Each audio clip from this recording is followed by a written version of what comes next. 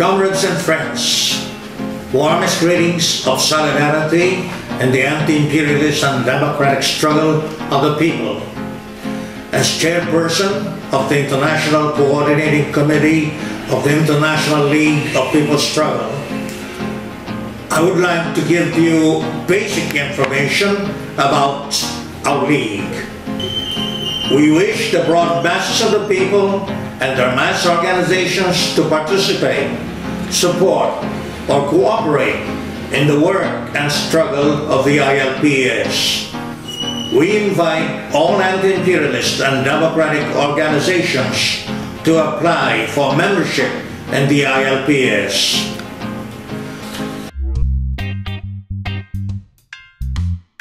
The League promotes, supports, and develops the anti-imperialist and democratic struggles of the peoples of the world, including the workers, peasants, women, youth, professionals, and other sectors of society, against the ideological, political, military, economic, social, and cultural domination and attacks of imperialism and reaction. The League has a broad mass character, is not subordinate to any political party, government, or religious authority, and affords equality to all member organizations. It strives to realize the unity, cooperation, and coordination of anti-imperialist and democratic struggles throughout the world. The ILPS engages in various forms of educational work to shed light on the nature of imperialism, to show the direction of the struggle, and to rouse the people to action. Seeks to expand and consolidate its organizational strength by engaging in campaigns and activities to mobilize the people in cooperation with other forces. So if you ask me how is imperialism impacting us? Oh, in many different ways. I cannot even tell you all. Pakistan was formed in 47 and imperialism was immediately at play, especially the United States has had a huge hand in how the country has adopted privatization as its core foundations, as its principles, and how it has developed. To this day, we are totally unable to produce the most basic of products for the country, especially medicines. We cannot produce any medicines. The Americans have had a huge role in how they have defined our military, and for nearly 60 years of this nation, we've had more than 30 years of military control. And every time there has been a martial law and a general has come into place, he has been a pawn of the Americans. We have natural gases, and nowadays the imperialist oil and gas company, they are plundering our natural gas. The ruling class of Bangladesh, they are the allies of the imperialist, especially US-led imperialist, and they supported their foreign policy, like their occupation in Iraq and Afghanistan. The US imperialist troops are present in our country, especially in our region. They did these military exercises together with the Philippine government to control us and to take advantage of our natural resources. Within the United States, the Mexican community is being persecuted and criminalized because a lot of Mexican immigrants are undocumented. So what we face in our everyday life is raids all over the place. We have deportations, we have killings, there is a lot of unemployed people, there's a lot of poverty. The power of capitalism is intense, but not unsurmountable, not unbeatable. Till there are peoples who are resisting, till there are nations who are resisting, we can of course push back these forces, but there have to be broad alliances, because once we have an organized sector of the broad masses, whether it be women, whether it be workers, whether it be farmers, or it be migrant workers, it doesn't matter. Every sector of the economy has to be reached out. Every sector of the social sector has to be reached to, because people are suffering, and it is much easier to organize now. It's not only just much easier to organize now, but it is a need of the time. Without a strong wall, a chain of people, we cannot push back the atrocities of capitalism. And we not only have to push back, we have to make them surrender to the people's voice, to the people's democracy. The crisis of global capitalism has become worse from decade to decade and from year to year under the neoliberal policy of imperialist globalization. It is comparable to the Great Depression in severity and destructiveness. It has resulted in widespread unemployment, low incomes, soaring prices of basic commodities, and deteriorated and yet more expensive social services. It has led to austerity measures and the exacerbation of exploitation and oppression. It is whipping up fascism and more wars of aggression. In both the imperialist countries and dominated countries, the broad masses of the people are undergoing terrible suffering. They are driven to fight for their democratic rights and for their national and social liberation. There is urgent need to build and strengthen the people's organizations and to wage resolute and militant struggles. The International League of People's Struggle stands as a rallying point of the exploited and oppressed peoples.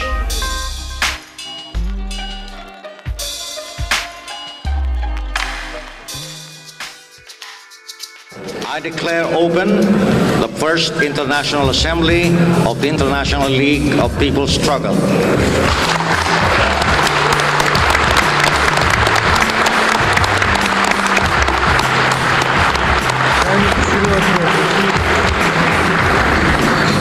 We welcome all of you in the spirit of anti-imperialist solidarity. We thank you for responding to our call to come to this assembly to establish the International League of People's Struggle as a broad anti-imperialist and democratic mass formation. We are thus gathered in an occasion of great historic importance. The League answers the urgent need of the broad masses of the people for the creation of an international solidarity, of a rallying force in the struggle for national independence, democracy, and socialism. It is their weapon against the intensifying exploitation and oppression unleashed by free market globalization and the New World disorder under the hegemony of U.S. imperialism.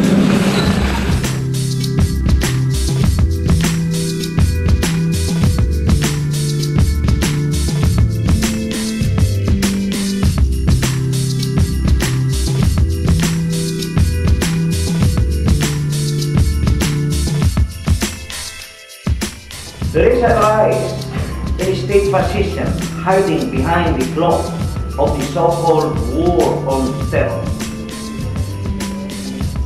Repressive laws in the fashion of the United States Patriot Act are being passed.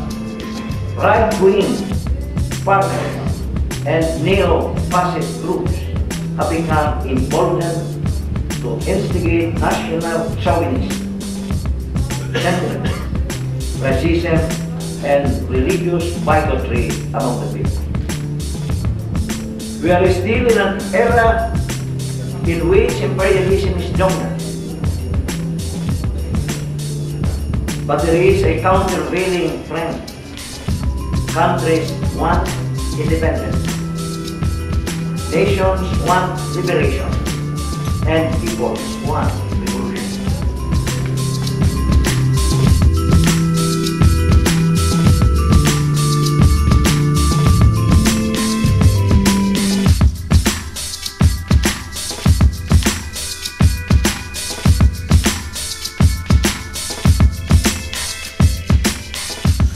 If correctly applied, the policy and tactics of the United Front at the national and international levels do not constitute opportunism.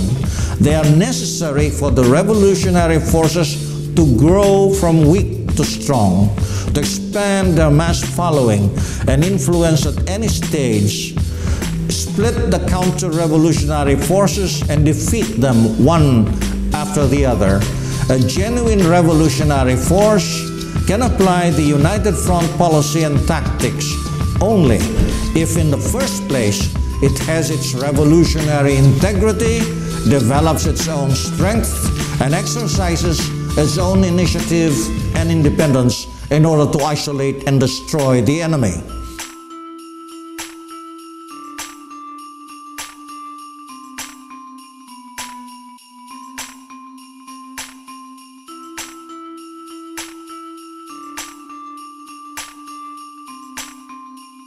We believe that the ILPS is the biggest mass people's organisation in the world, and obviously our objective is to radically reshape the world so that the benefits of the wealth produced by the people go to the people.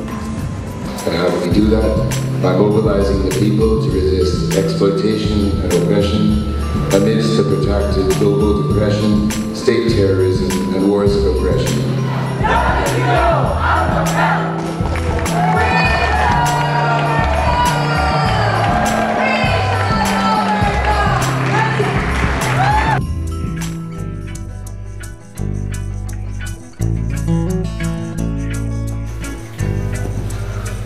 The International Assembly is the highest decision-making organ of the League.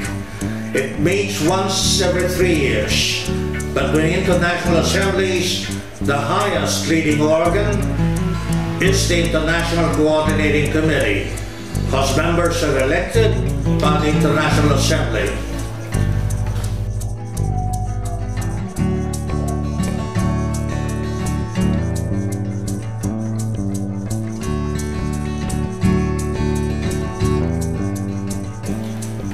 The officers of the International Coordinating Committee constitute the International Coordinating Group.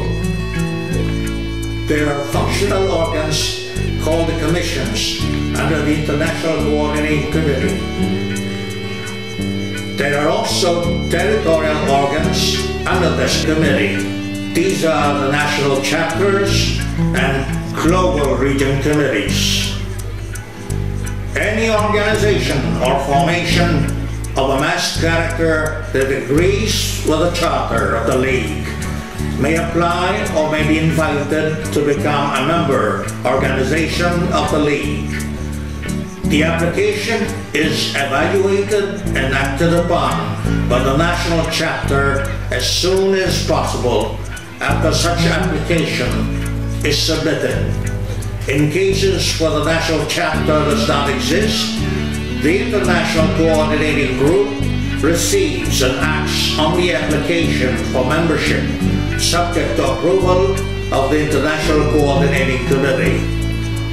All member organizations maintain their independence and initiative, and accordingly have equal basic rights and duties.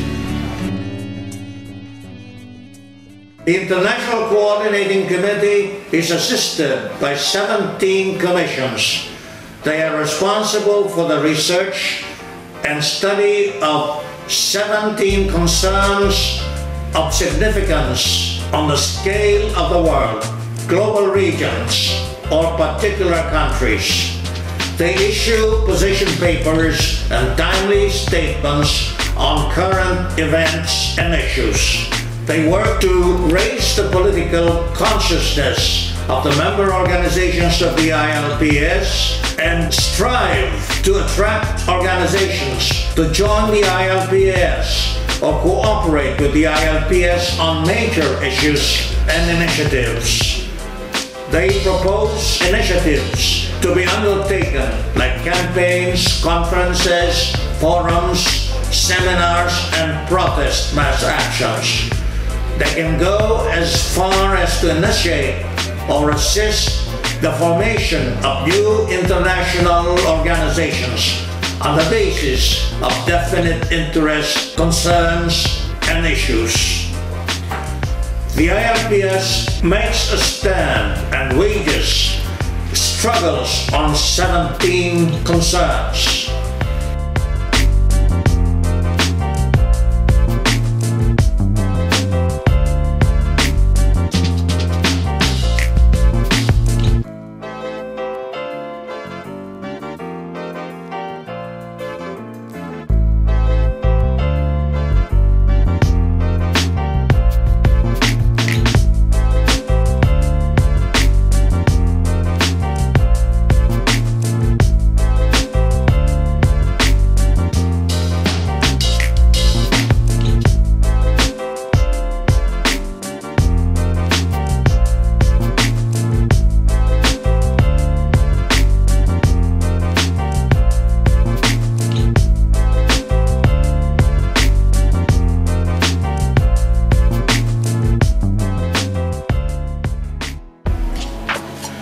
The ILPS is guided by the International United Front policy. It initiates or joins mass campaigns or occasional activities of mass mobilization and broad international conferences along the anti-imperialist and democratic line of struggle. The League brings together and coordinates people's organizations according to common multi-sectoral and sectoral interests and purposes. It initiates and launches mass campaigns and various types of activities and seeks the cooperation of other anti-imperialist and democratic forces. At the same time, it joins and supports their initiatives. The League has initiated and led activities such as protest actions against the oppressive and exploitative policies and acts of the imperialist and puppet states, like the wars of aggression and plunder against the multinational companies and imperialist-dominated international agencies such as the IMF, World Bank, and WTO, whose policies further impoverish the world's people.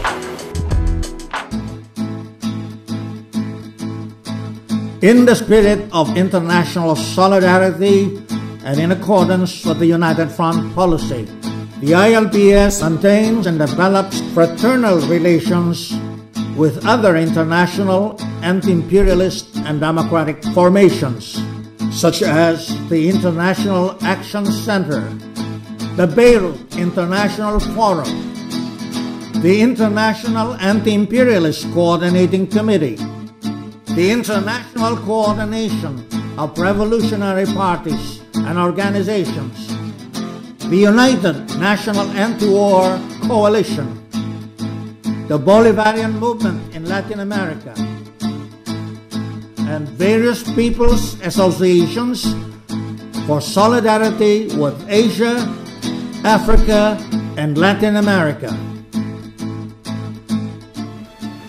The broad masses of the people are waging struggles against imperialism and all kinds of reactionary forces.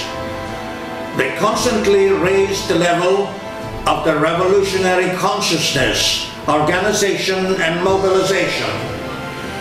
We are confident that the people's resistance along the anti-imperialist and democratic line will lead to a fundamentally new and better world of greater freedom, democracy, social justice, all-round development, international solidarity, and peace. All these are attainable in a socialist future. Let us break the chain of oppression, defeat the wars of aggression, with every strike, with every fight.